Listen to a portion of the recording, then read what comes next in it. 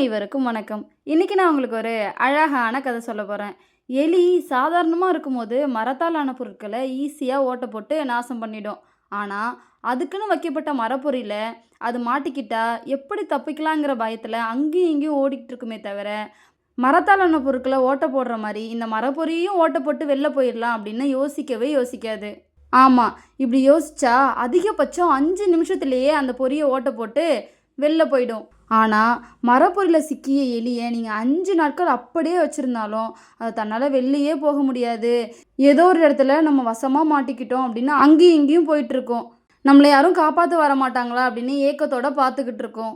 அதுக்கு உயிர் பிழைச்சுக்க வழி தெரிஞ்சாலும், அந்த பதட்டத்துல அதோடைய மூளை வேலையே செய்யாது.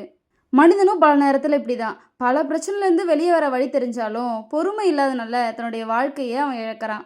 அததான் இந்த கதை நமக்கு சொல்லுது. இந்த கதை உங்க எல்லாருக்கும் பிடிச்சிருக்கும்னு நம்புறேன். இன்னொரு அழகான கதையில நாளை மாலை 5 மணிக்கு சந்திப்போம். நன்றி.